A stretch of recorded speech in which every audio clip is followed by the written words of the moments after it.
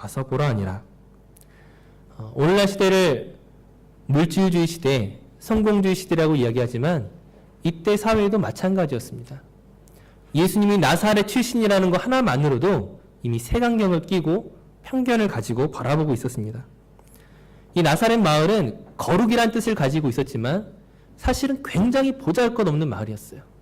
다른 주변의 마을들과 떨어져 있었고, 그리고 경제적으로 문화적으로 가장 밑바닥에 있는 마을이었습니다.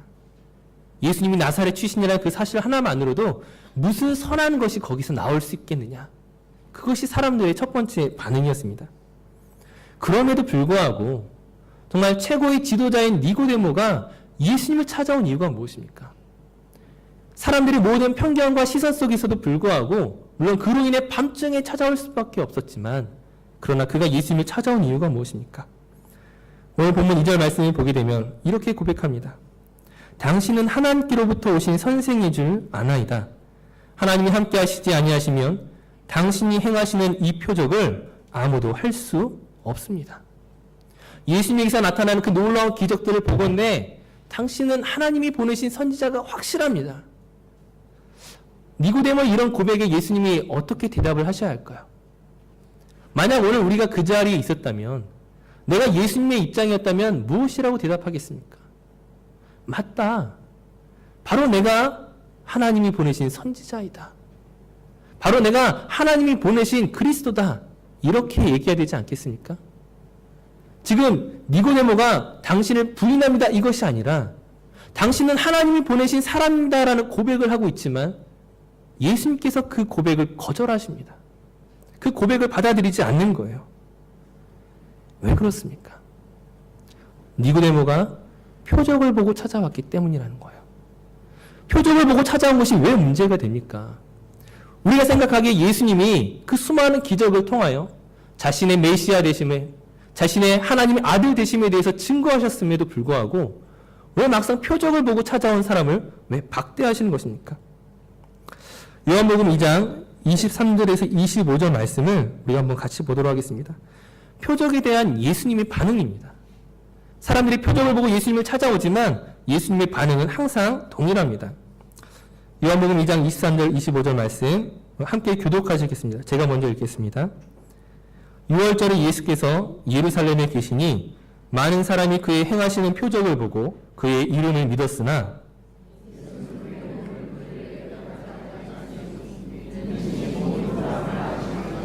다 함께 또 사람에 대하여 누구의 증언도 받으실 필요가 없었으니 이는 그가 친히 사람의 속에 있는 것을 아셨음이니라. 아멘. 예루살렘에 예수님의 기적을 보고 많은 사람들이 모여 있습니다. 예수님을 쫓아가죠. 그럼에도 불구하고 예수님께서는 그들이 자기를 쫓아오는 것에 대해서, 자기를 추종하는 것에 대해서 기뻐하거나 반응하시지 않습니다. 거기에 대해서 어떤 대꾸를 하지 않으시는 거예요. 왜냐하면 예수님께서 사람의 속에 있는 것을 아시기 때문에. 즉, 표적을 보고 나를 쫓아왔지만 그 마음속의 생각과 의도와 뜻을 예수님이 알고 있다라는 거예요. 즉, 무언가 다르다라는 거예요. 우리가 생각한 것과 다른 무언가가 있다는 거죠. 또 다른 반응을 살펴보겠습니다. 요한복음 6장 24절에서 26절까지 말씀입니다. 요한복음 6장 24절에서 26절까지 말씀 마찬가지로 교독하시고 26절 같이 읽겠습니다. 무리가 거기에 예수도 안 계시고 제자들도 없음을 보고 곧 배들을 타고 예수를 찾으러 가버나움으로 가서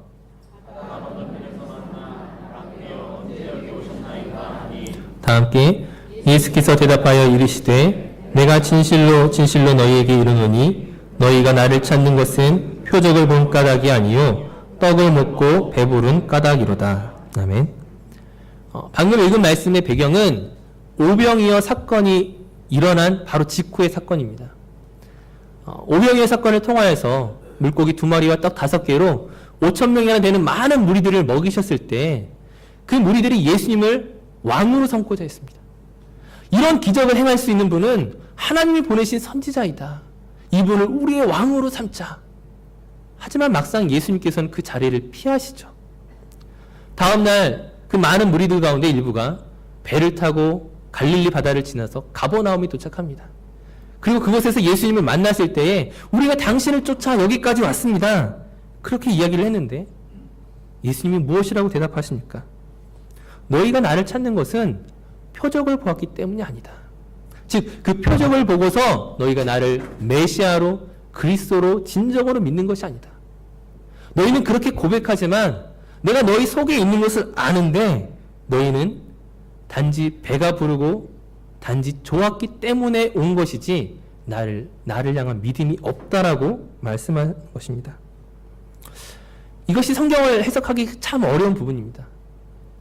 예수님께서 분명히 기적을 통하여 자신의 하나님 아들 되심에 대해서 하나님이 자기를 보내신 것에 대해서 분명히 증거하셨음에도 불구하고 왜 막상 예수님은 자기를 쫓아온 사람들을 인정하지 않으시는 겁니까?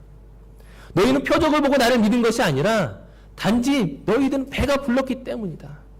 단지 그것만을 보고 온 것이지 너희 안에 참 믿음이 없다라고 왜 이야기하시는 것입니까? 마태복음 12장 38절에서 40절 말씀 한번 더 찾아보겠습니다. 마태복음 12장 38절에서 40절 말씀 자막을 함께 같이 보시면 좋을 것 같아요. 제가 먼저 읽겠습니다. 그때 서기관과 바리새인 중 몇 사람이 말하되 선생님이여 우리에게 표적 보여주시기를 원하나이다.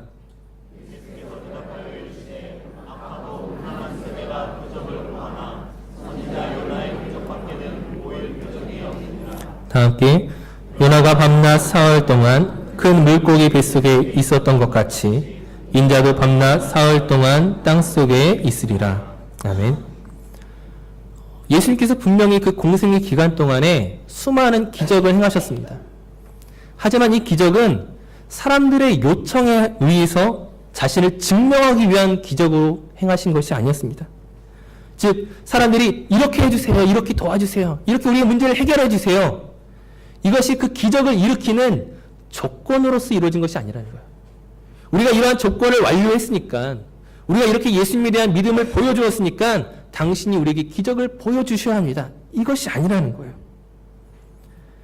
이들이 가지고 있는 믿음이 예수님의 기적을 일으킬 만한 조건이 되겠습니까? 예수님을 감동시킬 만한 어떤 믿음이 그들 가운데 있었겠어요? 그들의 믿음은 지금 조건이 되지 않습니다. 예수님에게 요청할 만한 자격이 주어지지 않았다라는 거예요. 예수님이 이들에게 기적을 행하시는 것은, 표적을 보여주시는 것은 이들을 불쌍히 여기시고 긍휼히 여기심으로 말미암아 은혜를 베푸시는 것이지 그들로 말미암아 일어나는 것이 아니라는 거예요. 그들의 요청과 상관없이 예수님이 긍휼을 주시는 것 안에서만 기적이 일어나는 것입니다. 기적을 요청하는 그 사람들의 마음을 뭐라고 말하십니까? 너희는 악하고 음란한 세대라고 이야기하십니다. 왜 그렇습니까? 지금 바리새인들이 그동안 기적을 경험하지 않았습니까? 예수님이 행하신 그 기적을 보지 못했었습니까? 이제 처음 와서 기적을 요구하는 것이 아니라는 거예요. 수많은 기적을 경험하였지만 그들은 예수님을 믿지 않았습니다. 지금 이제 와서 예수님에게 기적을 달라고 이야기하지만, 나에게 표적을 보여주세요라고 말하지만 사실은 예수님을 시험에 빠뜨리고 공경에 빠뜨리기 위해 요청하는 것이지, 표적을 보아도 믿음이 없는 사람들이 바로 바리새인이었습니다. 하지만 과연 바리새인만 그럴까요? 바리새인은 그 마음이 악하고 위선적이어서 그들은 그렇게 반응하고 다른 사람들은 아닐까요? 요한복음 12장 18절 이하의 말씀을 제가 읽겠습니다. 말씀이 길어서 제가 부분적으로 제가 읽겠습니다. 요한복음 12장 18절 말씀에 이에 무리가 예수를 맞으면 이 표적 행하심을 들었음이로라. 31절 이하에 이제 이 세상에 대한 심판이 이르렀으니 이 세상의 임금이 쫓겨나리라. 내가 땅에서 들리면 모든 사람을 내게로 이끌겠노라 하시니 이렇게 말씀하심은 자기가 어떠한 죽음으로 죽을 것을 보이심이로라. 이에 무리가 대답하되 우리는 율법에서 그리스도가 영원히 계신다 함을 들었거늘 너는 어찌하여 인자가 들려야 하리라 하느냐? 이 인자는 누구냐? 37절 말씀 이렇게 많은 표적을 그들 앞에서 행하셨으나 그를 믿지 아니하니. 이 요한복음 12장에 많은 무리들이 예수님의 그 표적을 기대하고 찾아왔어요. 그리고 예수님이 말씀하시는 그 가운데 하늘에서 큰 소리가 바라면서 그들 앞에 표적으로 나타납니다. 근데 예수님이 그들 가운데 말씀하시는 것이 무엇이었냐면 인자가 고난을 받아야 된다라는 거예요. 하나의 밀이 땅에 떨어져 썩어져 죽어야만 많은 열매를 맺게 될 것을 말씀하십니다. 그러자 사람들이 당황하기 시작하는 거예요. 그리스도가 우리가 영원히 계신다함을 들었거늘 너는 왜 인자가 들려야 하리라 말하느냐? 왜 고난을 받아야 된다고 말하느냐? 그 표적을 보았음에도 불구하고 그들은 예수님을 떠나버립니다.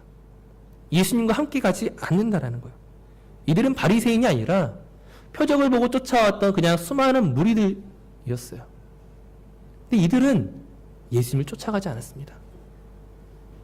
왜냐하면 이들은 예수님을 통하여서 어떤 유익을 얻기를 원했던 것이지, 예수님을 통하여서 내가 무언가 득보기를 원했던 것이지, 예수님이 말씀하시는 고난의 길, 땅에 떨어져 썩어져 죽어야 하는 그것들에 대한 관심이 없다라는 거예요. 이들에게 있어서 표적이란 무엇인가? 나의 이익입니다. 이들에게 있어서 표적은 믿음이 아니라 내가 무언가 얻기 위한 도구에 지나지 않는다라는 거예요.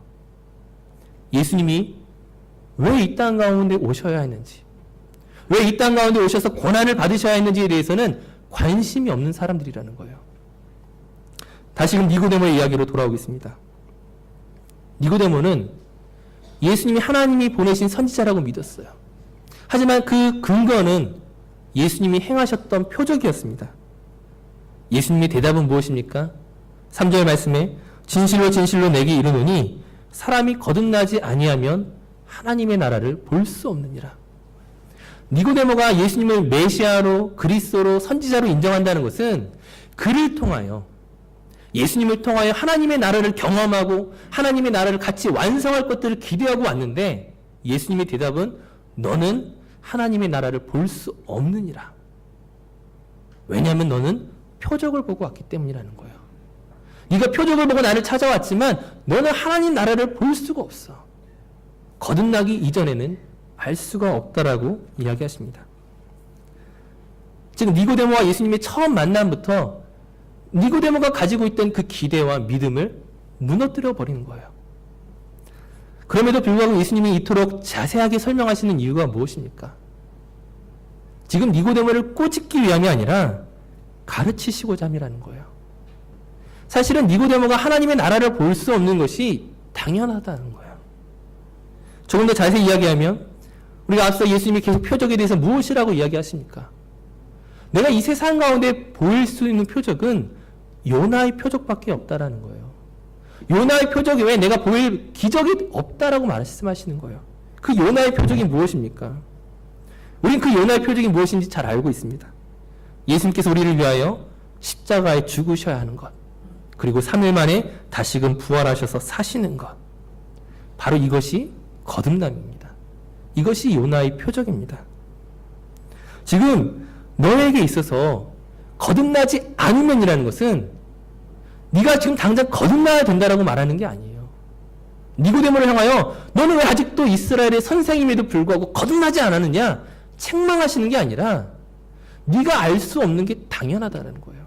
왜냐하면 아직 거듭나지 않았기 때문에. 이 거듭남은 언제 일어납니까? 예수 그리스도의 죽으심과 함께 일어난다는 거예요. 즉 예수님께서 아직 이 일을 이루시지 않았기 때문에, 예수님께서 죽은 자 가운데서 다시금 부활하여 살아나시는 모든 죽은 자들의 첫 열매가 되시지 않았기 때문에 네가 이것을 알 수 없는 것이 당연하다는 거죠. 그럼에도 불구하고 오늘 지금 니고데모에게 이 모든 걸 가르치시고자 하는 것은 표적을 통하여서는 네가 하나님 나라를 볼 수 없기 때문에, 너 안에 표적을 기대하고 그것으로 무언가 이루고자 하는 마음들이 있는 한 너는 하나님 나라를 볼 수 없기 때문에 이것을 깨달으라. 예수께서 가셔야 할 그 고난의 길, 그 십자가의 길을 예비하고 준비하게끔 말씀하시는 것입니다. 이제 그것을 위한 근거로서 말씀하시는 것이 오늘 14절, 15절 말씀입니다. 15절 말씀에 이는 그를 믿는 자마다 영생을 얻게 하려 하심이니라. 예수님을 믿는 자는 영생을 얻습니다. 하지만 이 15절 말씀이 이루어지기 위해 필요한 것이 무엇입니까? 그 앞에 있는 14절 말씀이라는 거예요. 14절 말씀에 모세가 광야에서 뱀을 든 것 같이 인자도 들려야 하리니, 즉 예수께서 십자가에 죽으신 사건이 있어야만 그를 믿는 자마다 영생을 얻게 하려 하심이라. 우리가 어떤 예수를 믿습니까? 그 고난의 예수를 여러분 믿으십니까? 그 십자가의 예수를 믿으십니까? 많은 무리들이 예수님을 찾아왔지만 그들이 고백하는 예수는 십자가의 예수가 아니라는 거예요. 그들이 고백하는 예수는 우리를 위하여 썩어져 죽어져 가는 그 고난의 예수가 아니라 단지 표적을 그들에게 주는, 나에게 무언가 이득을 주는, 내가 바라고 소원하고 소망하는 모든 것들을 주는 그런 예수를 믿었다라는 거예요.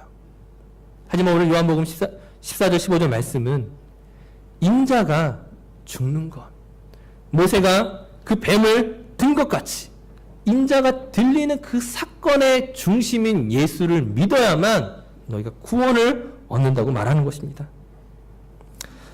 모세가 광야에서 뱀을 든 이 사건에 대해서 한번 더 자세하게 살펴보겠습니다. 민수기 21장 4절에서 9절까지 말씀입니다. 민수기 21장 4절에서 9절까지 말씀, 우리 자막을 함께 보시면서 함께 교독하시겠습니다. 백성이 호르산에서 출발하여 홍해 길을 따라 에돔 땅을 우회하려 하였다가 길로 말미암아 백성의 마음이 상하니라.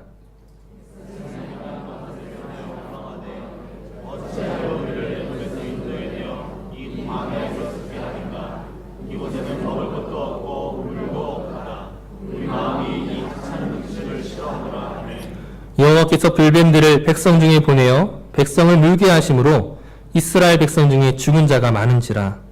백성이 모세에게 일어나 말하되 우리가 여호와와 당신을 향하여 범함으로 범죄하였사오니 여호와께 기도하여 이 뱀들을 우리에게서 떠나게 하소서.